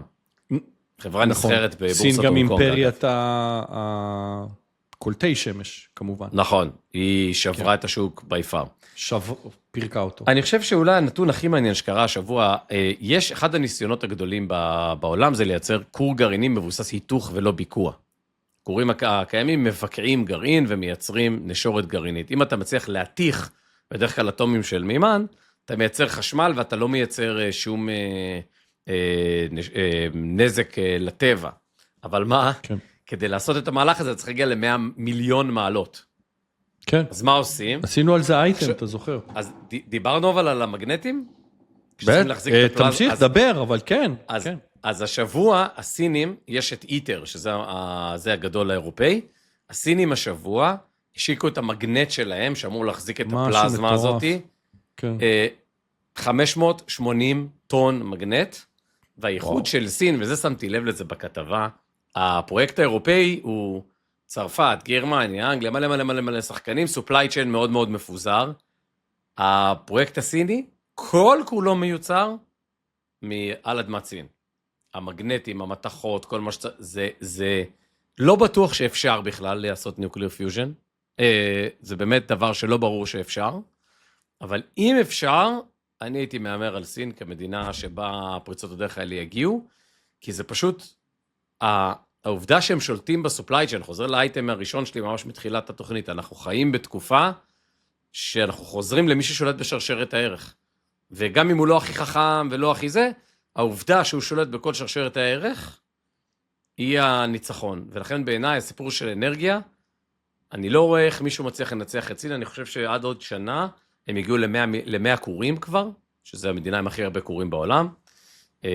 היום הם עם 61 או 2, יש 36, 7, 36, 37 שצריכים להיכנס לתפעול בשנתיים 3 הקרובות, ולכן אם אתה רוצה לראות איך זה ייראה בעתיד, אני חושב שסין היא דוגמה מאוד מאוד טובה. תאר לך שאתה הולך לסיור במגנט ואתה שוכח להוריד את השעון. תאר לך באיזה טיל אתה נשאב. רק לסבר את אוזני המאזינים, מדובר בטכנולוגיה, הרעיון הוא פשוט. אם תצליחו לחמם אלקטרונים של מימן ל-100,000, 100, לא יודע כמה מיליון 100 מיליון, 100 מעלות. 100 מיליון מעלות חום, אתם בעצם ממיסים את האלקטרונים האלה, והאינטראקציה ביניהם תייצר יותר אנרגיה ממה שהכנסתם כדי לחמם, שזה מדהים. הכנסתם X, קיבלתם 1.1X, שזה, זהו, Game Changer. הבעיה היא שאין עלי אדמות כלי שיכול, סיר אם תרצו, או מחבת, שיכולה לעמוד בחום הזה. אז מה הפתרון? אם אין מחבת או סיר או כלי שיכולים להחזיק את זה, החומר הזה הוא כן ברזל מסוג כלשהו, ולכן מגנט שיחזיק את, אם תרצו, את העיסה הזאת, היא תהיה תלויה באוויר, פלזמה מחוממת איזה מדע בדיוני. טורף. כדור פלזמה מחומם ל100 מיליון מעלות, שמוחזק באוויר ממגנטים מכל כיוון, בדיוק. ושהאנרגיה שהכנסנו כדי לחמם אותו, היא טיפה פחות מהאנרגיה שהוא מוציא, ואז חבר'ה, פיצחנו את נושא האנרגיה. וואו. הסבר כזה פשוט לא שמעתי הרבה זמן, גילי. פיצחת. זה תחום כל כך מסובך. אבל זה מה שקורה שעושים פודקאסט, אני יודע, אבל כן, זה פשוט יותר מוזר מהדמיון. כן, טוב, אנחנו נמשיך לעקוב. לגבי הנגב, כל מה שאנחנו יכולים לדעת, יש חברות שקונות שטחים, ששמות כסף, נראה לאן זה יוביל. רציתי רק אולי עוד נקודה אחת להגיד, יונתן, שאנחנו כן שמים לב שמה שקורה בשוליים, זה שאם מצרים תהיה לקוחה של אינטרנט ו-AI ישראלי, ואנחנו כבר יודעים שירדן שותה מים מותפלים מישראל, ושמצרים מדליקה את החשמל מגז ישראלי, ותשמעו חבר'ה, הדברים האלה קורים לאט, והם יותר חזקים מכל הסכם שלום. זאת אומרת, איך אומרים, בסוף אם המצרים יגלשו בטיק-טוק על שרתים ישראלים, וואלה, זה חזק מאוד. אני מאוד אופטימי מהעניין הזה. אני חושב שאנחנו מאוד נתונים לרוחות של שינוי ואלימות ודברים כאלה או אחרים, אבל מה שיציב ומה שחזק זה לחזק קשרים עסקיים בשכונה הזאת, ואני חושב שכל הכבוד שאנחנו עושים את זה, ועל הכיפק. יונתן, אנחנו דיברנו כאן, כל הזמן מדברים, הרבה על השפעות של בינה מלאכותית על החיים שלנו, מרובוטיקה עד פסיכולוגיה, ורוב הוויכוח תמיד הוא על AI במקומות העבודה. אבל תחשוב על זה שאם AI באמת יעבוד בשבילנו, הוא ייצור משהו הרבה יותר נדיר מכסף. הוא ייצור זמן פנוי. ובמדינות רבות בוחנים ברצינות, מעבר לשבוע עבודה של 4 ימים. ואם התחזיות יתממשו, כולנו נקבל בעצם עוד כמה שעות פנויות בכל שבוע. זה די קונצנזוס. כי אם ה-AI עושה כביסה, שוטף כלים, חוסך מטלות, עונה למיילים, יש לנו זמן פנוי. ואם הזמן הפנוי הוא הזוכה הגדול של מהפכת ה-AI, מי הן החברות שירוויחו מבוננזת הפנאי החדשה? הרי יש אינסוף מתחרים על תשומת הלב שלנו, ובסופו של דבר, גופים כמו למשל בנק ההשקעות מורגן סטנלי, הם עוסקים מן הסתם בתחזיות שעליהן הן מבססות המלצות השקעה ללקוחות, מנהלי תיקים והקן גריפנים למיניהם שמשתמשים בזה כדי לעשות מהלכים. אז במורגן סטנלי בנו מודל וקראו לו The Morgan Stanley Media Matrix. והרעיון של המדיה מטריקס הזה הוא לא לדרג, יונתן, את החברות הגדולות ביותר, אלא את אלו הממוקמות בצורה הטובה ביותר לכבוש את תשומת הלב העתידית שלנו. הם בעצם נתנו משקלים וציונים לחברות לפי הפרמטרים הבאים. מה גודל הקהל שלהם, באיזה קצב הקהל הזה צומח, עד כמה הקהל הזה פעיל ולא רק פסיבי, כלומר, לא יושב על הספה ואוכל טפו צ'יפס. האם חייבים לצרוך את התוכן של החברות האלה בזמן אמת? יונתן, אתה ואני מאוד אוהבים ספורט. ספורט זה כנראה הבסטיון האחרון של צפייה שחייבים לראות עכשיו. בדיוק. לייב. בדיוק. וזה אתה תכף תראה שזה בא לידי ביטוי. הופעות חיות, אפילו חדשות, זה דוגמה תשמע, אף אחד לא רואה חדשות מאתמול. אז הם גם בדקו בעלות על קניין רוחני, דיסני למשל, שהיא בעלים של מלחמת הכוכבים, לכן גם מוכרת משחקים ובובות, ומתקנים בפרקי שעשועים שמתחבר לנו לקמים ויוצאים מהבית לעשות את זה. והם הסתכלו גם על מה היכולת של החברות האלה להעלות מחירים מבלי לאבד משתמשים, מה שנקרא פרייס פוינטס. אז יונתן, חמושים בכל הפרמטרים האלה, החבר'ה ממורגן סטנלי דרגו את החברות הכי מעניינות בהיבט עתיד תרבות הפנאי. אתה רוצה לאמר מי נמצא שם בראש הרשימה המאלפת הזאת? שוב, אני מזכיר, זאת רשימה שמורגן סטנלי אומר לקן גריפינים למיניהם. חבר'ה, שימו לב, זה החבר'ה שיהנו מתוספת לזמן פנוי. והיא צריכה להיות חברה ציבורית או שזאת קטגוריה? כל החברות ברשימה הזאת הן ציבוריות. מעניין, מעניין. אז אני מניח כן שזה הולך לנטפליקסים, לדיזניז של העולם, לא? כאילו, מי עוד נשאר? קודם כל כן, אבל אני לא בטוח שמהסיבות שחשבת, וגם לי היה קשה עם זה, כי קודם כל לא ידעתי, שהחברה במקום הראשון, פורמולה 1 גרופ, לא ידעתי שהיא ציבורית. מעניין. אז היא ציבורית. מה שמעניין בפורמולה 1, שזה משום מה, יונתן, ספורט שהצפייה בו גודלת. ידעת שבשנה שעברה 7 מיליון צופים הגיעו פיזית ל-24 מרוצים?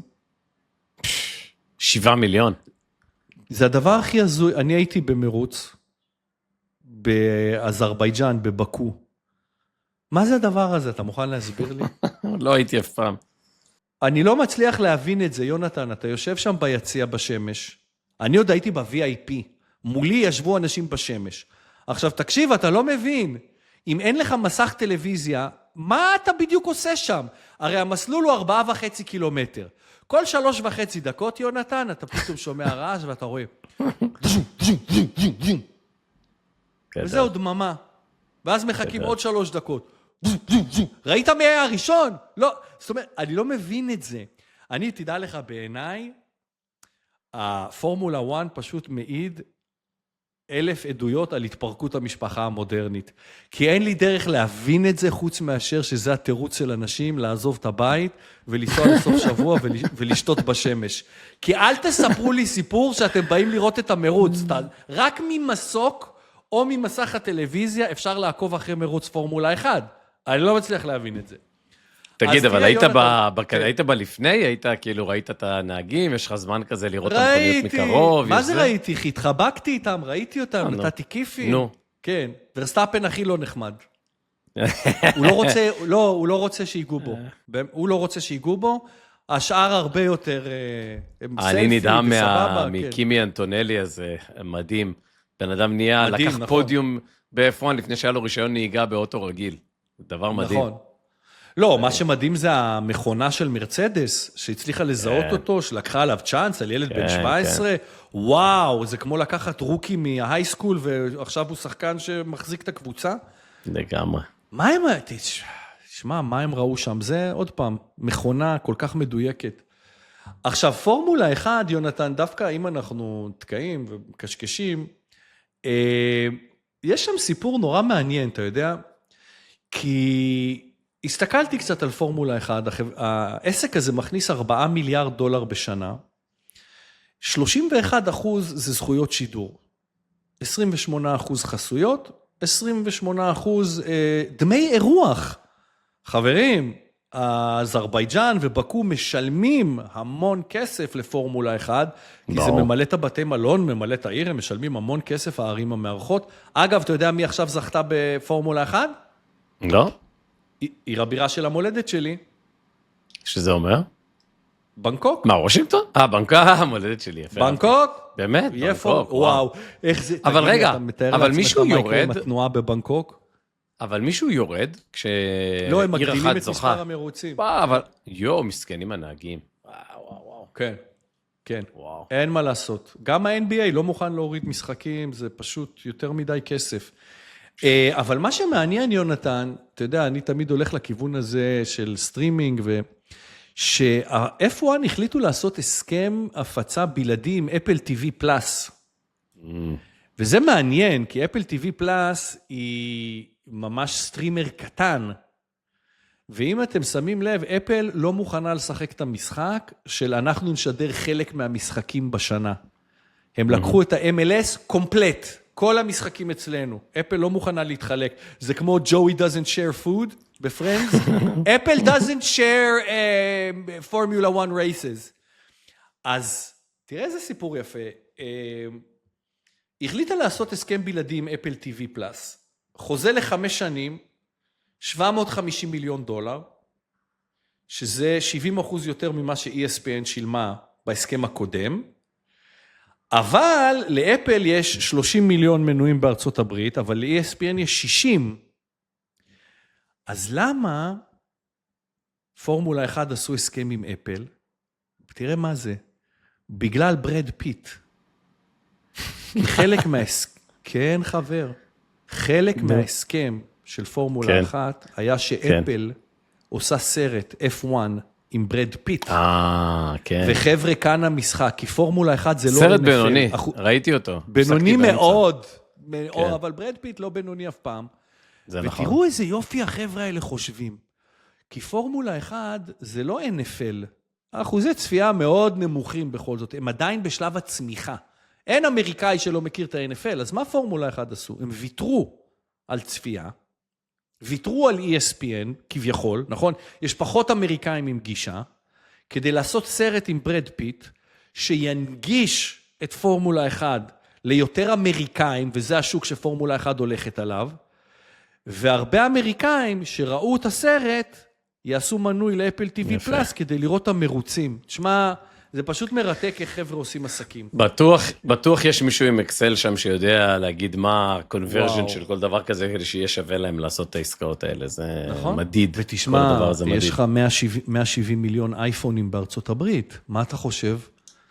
הם יכולים להגיד לך, היי, בוא תראה היילייטס של הפורמולה 1. וואו, זה ממש מעניין. דרך אגב, ממקום שני, אם אנחנו כבר פה, אני מניח שכל הנטפליקס דיסני למיניהם, לא? לא. מקום שני, TKO גרופ, זה הבעלים של ה-UFC. אותו דבר. אוקיי. שימו לב על מה החבר'ה מדברים. מדברים על ספורט, שאתה חייב לראות לייב. כאילו הם מדמיינים עולם שבו יש אין סוף תכנים לצרוך, ועם כל הכבוד דווקא לנטפליקס ול-HBO, הם תמיד יהיו אופציה אחרונה. כי עכשיו יש משהו לייב. אז לכן פורמולה 1 יותר חשוב, ה-UFC יותר חשוב, מקום שלישי, מה שאדירי אמר, צדק, דיזני, אבל הוא לא בגלל מה שאתם חושבים, לדיזני יש פארקים, יש להם פארקים, פארקים, אנשים יוצאים מהבית, הולכים לחוויה של דיזנילנד ומיקי מאוס וזה, אז הם הפוטנציאל IP של דיזני הוא עצום, הם הבעלים של מלחמת הכוכבים, ואז יש ריידס והולכים לפארקים, ומקום רביעי, לייב ניישן, ההופעות החיות, כן, ואחר כך באים נטפליקס, ספוטיפיי, ניו יורק טיימס, וורנר בראדרס וכיוצא בזה. דרך אגב, מעניין למשפחת אליסון אולי להסתכל על זה, כי לפי מורגן סטנלי, דווקא נטפליקס פחות... הם לא באירוע הזה, כן. פחות באירוע, נכון.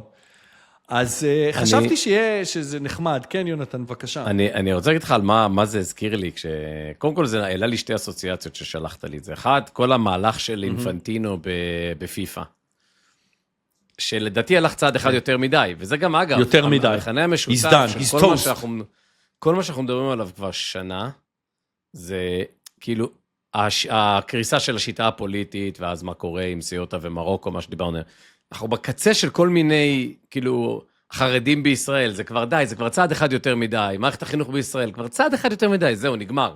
הלכתם צעד אחד יותר מדי. ומעניין אם הוא טוסט, יכול להיות שהוא ישרוד, אבל גם אם הוא ישרוד, זה לא יהיה אותו דבר, ולכן מה בעצם הוא אמר על ה-World Cup? בדיוק מה שתיארת, זה מאוד מסתדר. אירוע, פעם ב4 שנים, כולם בפנים, יש לך גם את הפארק, כאילו גם את האלמנט שאתה מגיע, את אותם 24 מרוצים, יש לך פעם ב4 שנים בחודש אחד, אוקיי? יש לך 48 קבוצות, יש לך, אני מניח, יותר מסדר גודל של 60-70 משחקים, אני מניח משהו כזה. כן. אז כאילו, ואז הוא אמר, let's cash in. אבל אמרו לו הגופים, לא רוצים, אנחנו לא רוצים להיות חלק מהמרוץ הזה, זה מאוד מעניין אם פיפה תצליח לא להיות חלק מהדבר הזה. אבל מה שזה הזכיר לי, ואנחנו מתקרבים לשנת ה100, לג'ון מיינרד קיינס יש מאמר מ-1930, שהוא בעצם טען שהשיטה הכלכלית, אם היא באמת תהיה מה שנקרא קיינסיאנית, שהמדינה תתערב מתי שצריך, כן? דרך ריביות ודרך תקציבים חברתיים, תגיע למצב שהפריון יעלה. ואם הפריון יעלה, נעבוד פחות שעות. זה נקרא Economic Possibilities for our Grandchildren. זה שם המאמר. עכשיו, הוא נותן שם תחזיות על איך שבוע עבודה יצטמצם.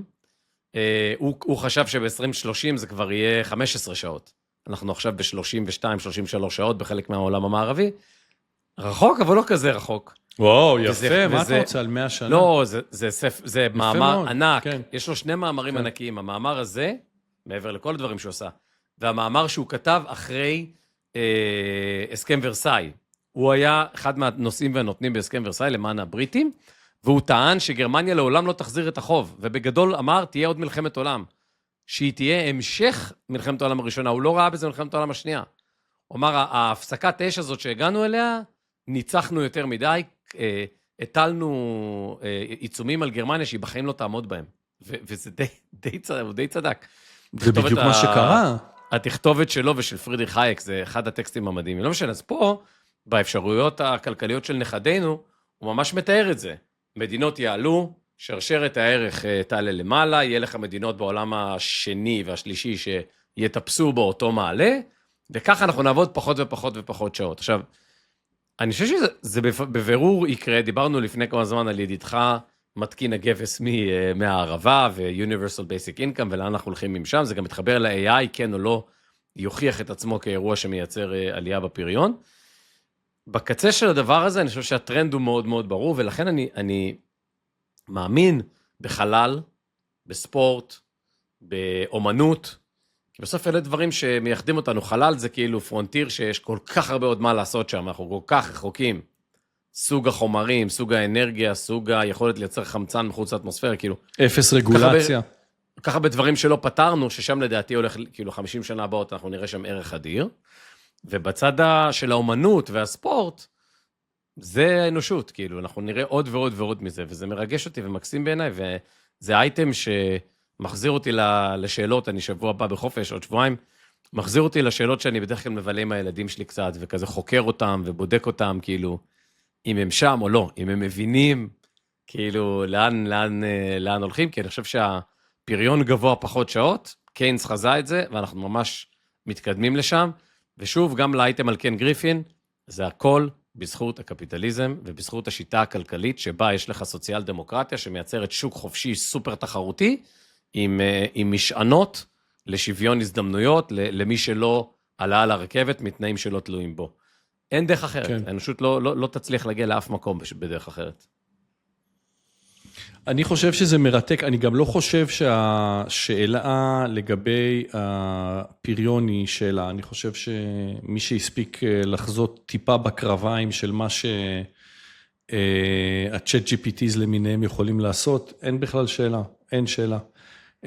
אני עושה עכשיו איזה סטארט-אפ עם עוד איזה חבר, איזה אפליקציה, וזה פשוט הכל נעשה על ידי, קלוד עושה את כל הקודינג. השותף שלי מסתכל על זה, מגדיר לו פרמטרים, הולך הביתה וקלוד ממשיך לעבוד.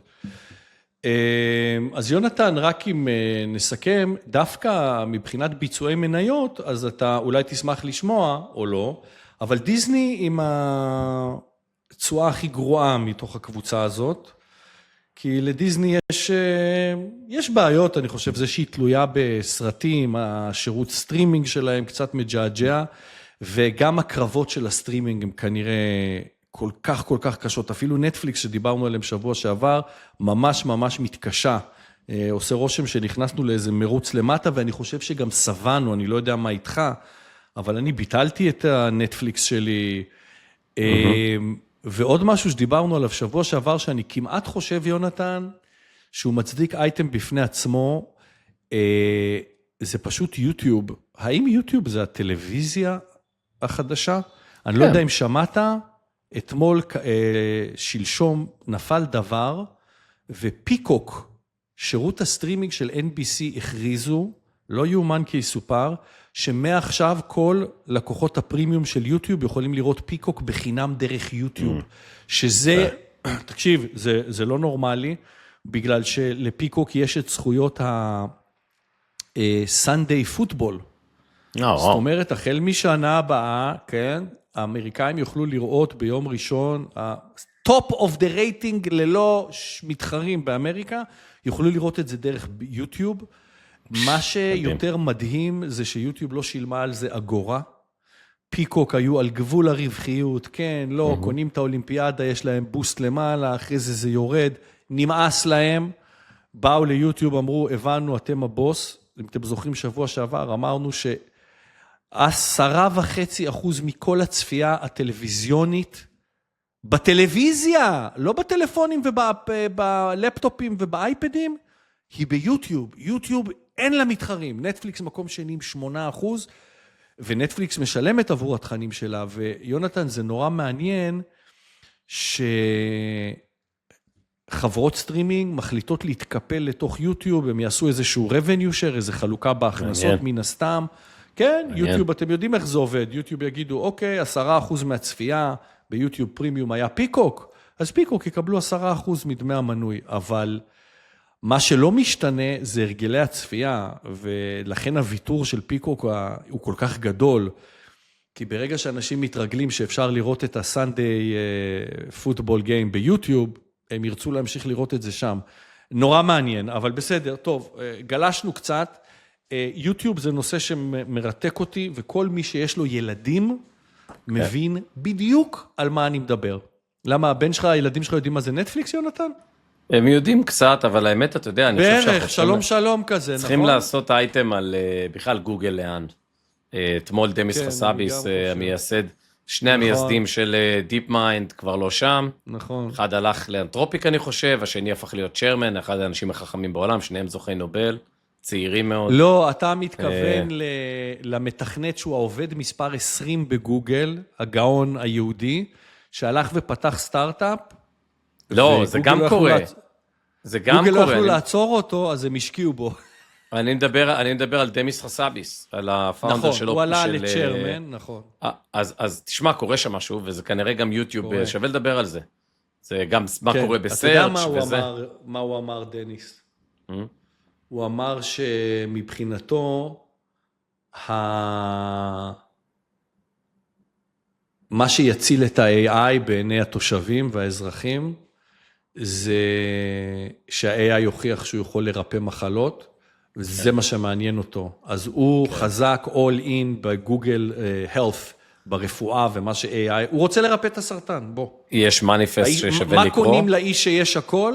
מעבדה כדי לרפא את הסרטן. מניפסט ששווה לקרוא, איש יקר בשם יניב ארליך, אחד מהמוחות המבריקים הישראלים בעולם הזה של ביואינפורמטיקה, של עולם הרפואה המתקדם, גם יזם, כתב השבוע יופי של מניפסט, אני אעלה את זה לשואו נוטס, על למה זה לא כל כך פשוט ל-AI לייצר פריצות דרך בביולוגיה. מרתק, אני אשמח לקרוא את זה, זה ממש מעניין אותי. לא טריוויאלי. דיברנו על פולד וזה, אתה צודק, גוגל זה נושא לאייטם בפני עצמו. יונתן, אני מצטער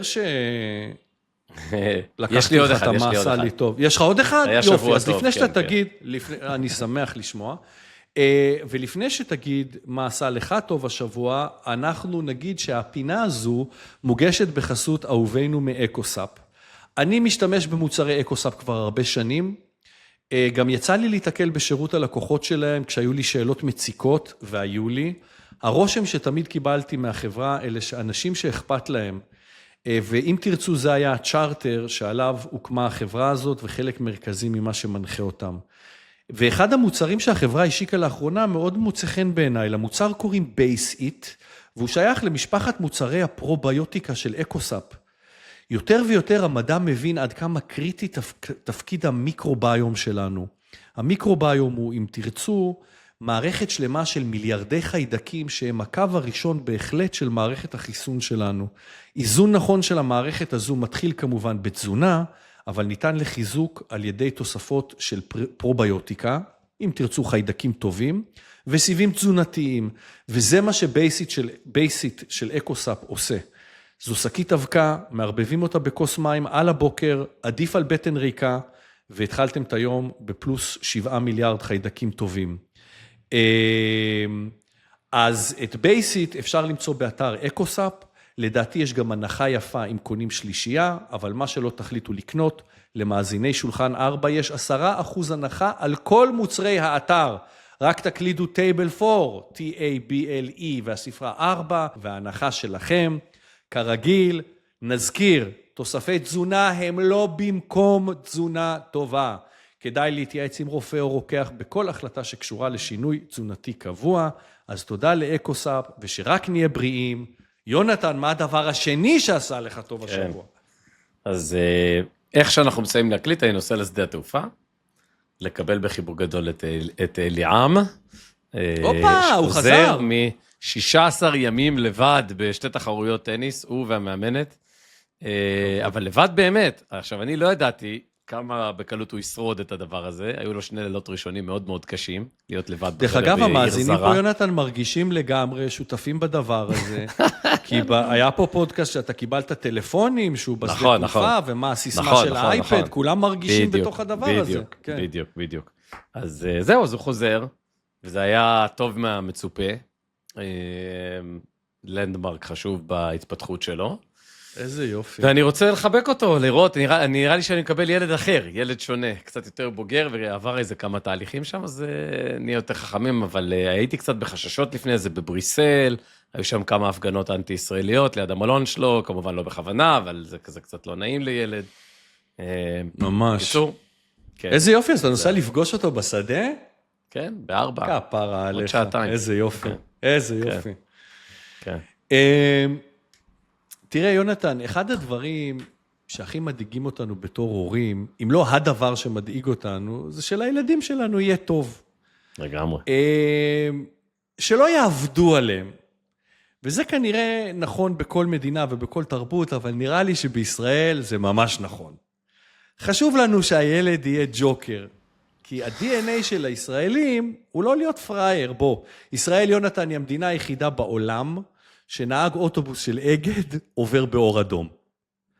כאילו, למה, אחי? למה אתה ממהר? למה עברת באור אדום? והוא תמיד יענה לך, מה, למה? כי גם הוא עבר, מה, אני פראייר? אז אנחנו לא רוצים שהילד יהיה פראייר. שמע סיפור על בנקו, הבן שלי, בן 7.5. אז לפני כמה ימים, הם היו אצלי, בן ואנה, ויעל, אמא שלהם, אני בהורות משותפת, אז האמא שלהם הייתה חולה. כאב לה בטן, כאבי בטן. ואני הכנתי פסטה בולונז, פסטה עם רוטב בשר. כשחולים, בשר, בקר זה טוב מאוד, ברזל, מינרלים, ופסטה זה נהדר לאנרגיה זמינה. אז אני אומר לבן, שמע, תקשר לי אמא שלך, תשאל אותה אם היא רוצה שנקפיץ לה קצת פסטה, או אם היא רוצה לבוא לאכול. קיצור, תקשיב, הבן אדם, הילד מתקשר אליה, היא הייתה עסוקה משהו, אמרה לו לא תודה, ואז הוא אומר לה, אבל אמא, אני נורא רוצה שנעשה ארוחה משפחתית, זה חשוב לי. חמוד. חמוד? אני אומר, מה זה? בן, מאיפה הבאת את זה? בחיים שלי לא שמעתי את בן. מה? תשמע, אנחנו לא גרושים, אנחנו הורות משותפת, זאת אומרת, זה לא משהו שהוא מכיר. אני אומר, בוא'נה, מאיפה הוא הביא את זה? כאילו, וואו, מעניין. וואלה, יעל מדברת איתי אחרי זה יום אחרי, ואומר, תקשיב לבן הג'וקר שלך. הוא ידע מאמא שלו שהיא הולכת לעבודה באותו בוקר. ובן, אתה זוכר שאמרת שהבת שלך קושרת נעליים כבר לבד? כן. אז בן לא קושר נעליים לבד, אבל הוא כבר מזמין מאלי אקספרס לבד. יכול להיות ששווה לשדך, אולי כדאי לשדך ביניהם. היא תקשור לו את הנעליים, הוא יזמין לפינוקים אליק, הוא קורא לזה אליק אקספרס. גדול. אז הילד קולט שהאמא הולכת לעבודה. תקשיב, הוא רצה שהיא תבוא לאכול כדי שהיא תביא לו את המשלוח מאלי אקספרס. הבנת? איזה סיבוב הוא עשה לכולם? אתה יודע מה, יונתן? באותו רגע הרגשתי, יפה. אמרתי, הילד הזה יהיה בסדר. לא לדאוג. פרייר הוא לא יהיה. אז יפה. וואלה. אהבתי. ובכך, כן, תשמע, זה פשוט... אהבתי מאוד. לא אשכח, כאילו, מה אמרת? בקיצור, אחלה בנקו, אחלה יונתן, תודה רבה. האמת, הרגשת שאתה הולך לפגוש את הילד, שמע, זה לא, זה הבכור, נכון? לא, השני. וואו. כן. למה? השני, הגדולה, בכרמל. כן, זה הטניסאי. הגדולה, סליחה. וואו, הגוזלים עוזבים את הקהנה יותר מהר ממה שחושבים. לגמרי. מאזינים יקרים, תודה רבה לכם.